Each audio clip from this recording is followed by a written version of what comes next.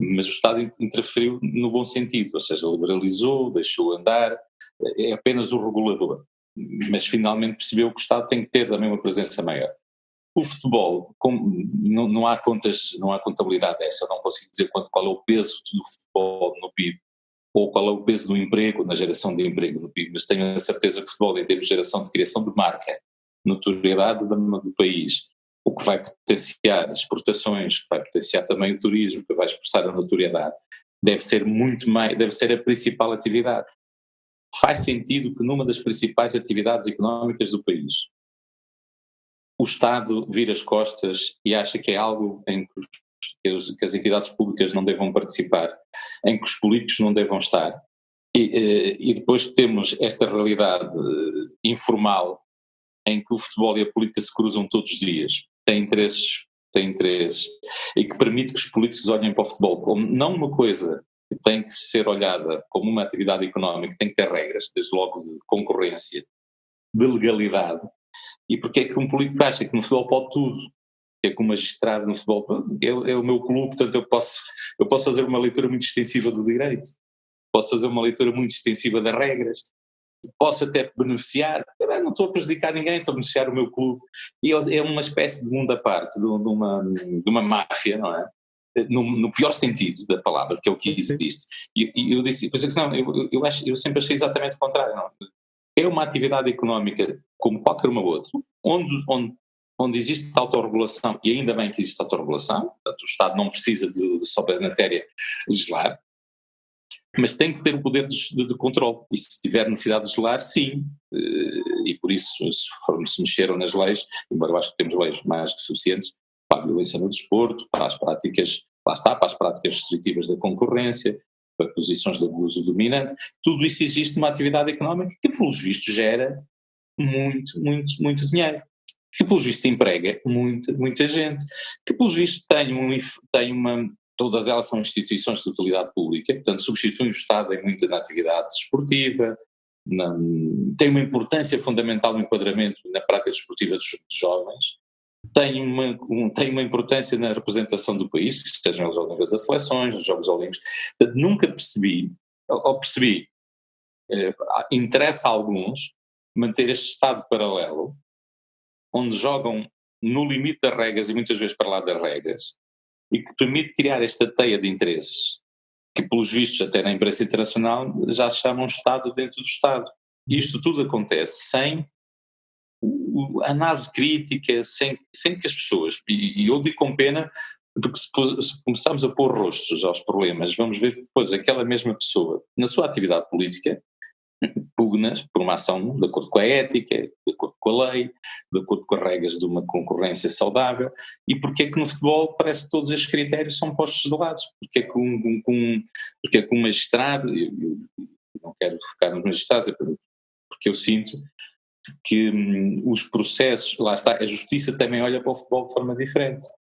Eu digo, o futebol precisa da justiça e precisa de uma justiça de qualidade, célere, independente e justa. E como as épocas se jogam num espaço de tempo muito curto, se na nossa vida, quando se aprende no direito que uma justiça tardia já não é justiça, no futebol já não é nem sequer é justiça, passa a ser injustiça, porque fere a época seguinte. Um problema desta época, que não é julgado desta época, mata a verdade esportiva da época seguinte. Sim, é verdade. Mata a relação de mérito de quem ganha, de quem perde, de quem sobe, de quem desce. É intencional esta demora, não é? Claro, e por isso é que eu digo, foi rápido, com os Juventus, por exemplo. exatamente, ou seja, a justiça desportiva tem que, não querendo eu pôr a justiça comum, civil, não, tem que ser muito mais rápida, tem que ser muito mais ágil, tem que ser muito mais dura, porque se na justiça geral, quando se faz uma lei que é normalmente geral e abstrata, ela também tem uma componente dissuasora de comportamentos, no futebol, onde nós temos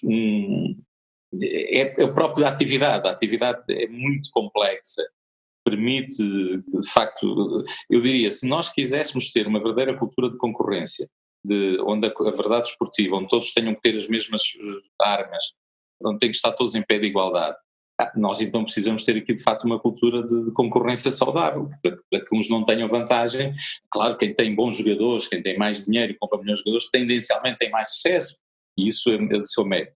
O problema é que assistimos é que nem sempre quem tem os melhores jogadores, os melhores treinadores, ou até não tendo os melhores jogadores, mas se esforça mais, fere aquilo que é essencial no desporto. O que é essencial no desporto? É que a capacidade individual, o esforço, a dedicação, a devoção, para dizer os nossos slogans, mas podemos dizer os outros clubes, todos eles usam esse mesmo slogan, no final do dia não compensam em detrimento de outros que foram mais preguiçosos, jogaram contra as regras e ganham não só o sucesso desportivo, mas como também ganham enquanto instituição de dimensão essa que depois dá influência, que depois dá a capacidade de atrair pessoas e de influenciar decisões, e algumas delas, eu digo, o que me choca é o silêncio de tantos, como dizia o Martin Luther King, a mim não me choca a violência dos maus nem a agressividade dos tiranos, choca-me o silêncio dos homens bons. Um exemplo, nós assistimos que a Comissão de Instrutores diz que o Benfica tem que cumprir 4 jogos de castigo. E não é uma decisão tomada de segunda-feira para terça. Demorou meses. Foi pensada. Houve até avanços e recuos. Houve uma primeira decisão em que não havia lugar a nenhuma penalização e depois recuou-se. Eu acho que os juristas que tomaram esta decisão não são piores que os juristas que agora, pelo visto notado, vieram dizer que afinal não existe. E a sensação que dá é que das duas uma, ou a lei está mal escrita, ou depende de quem a lê, ou há aqui uma aplicação das mesmas normas de forma completamente distante. Ou então, no limite, os senhores da Comissão de Instrutores vão ser demitidos ou ressarcir o Benfica por um erro tão grosseiro, porque causaram no mínimo um dano à marca, um dano reputacional ao Benfica, fazendo uma sanção de 4 jogos, não foram 1, não foi 2, foi 4. Porquê? Porque eu quero acreditar que a prova e os atos eram suficientemente graves para levar a uma penalização de 4. Como é que o Tribunal vai dizer? Não, é tudo mentira. E ninguém se demite, e não há consequência, e a Federação não explica, e a Liga não explica, tudo se passa, mas dei um exemplo como podíamos estar N exemplos, nós nunca tivemos tantos exemplos, e é muito difícil comentá-los, como eu costumo dizer, eu gosto de ser rigoroso, e o rigor é o primeiro fator de justiça, porque não dominamos todos os dados, mas pelo que se lê, pelo que se ouviu, e eu na altura comentava e portanto tinha um pouco mais de cuidado na recolha de informação, e tive a oportunidade de falar para a Secretaria de Estado do Desporto. Perguntei pessoalmente, então, mas porquê que, por exemplo, a Eusébio Kepler não se realizou porque o Estado estava interditado, qual era o problema que havia de segurança com as claques, porque a única coisa que o PDJ tutela é a questão da segurança das claques, e o que me disseram, bom, mas o problema já foi resolvido, mas qual foi o problema que estava antes? Eu não consigo encontrar em nenhum documento o que é que estava antes. O que estava antes seguramente era o apoio ilegal às claques, mas isso fere a tal norma que deu os 4 jogos e depois vem dizer que afinal não, os presidentes que não têm claques, elas existem. Circularam matrículas de carros alugados, pagos pelo Benfica às claques. Como é que alguém paga às claques que não têm apoios? Ou a casa de jogadores também. Depois temos como é que é possível? Como é que é possível haver jogadores que dizem, olha, foi-me pedido a mim, fui corrompido, quer dizer, corrupção ativa e passiva. Está tipificada na lei. As penalizações até em 2010 foram reforçadas e aumentadas para mais penal. O quadro penal foi aumentado precisamente para penalizar ainda mais. Há jogadores que dizem que foram corrompidos. Há um campeonato 16-17, e o que eu dizia há bocado, imaginemos que tudo isto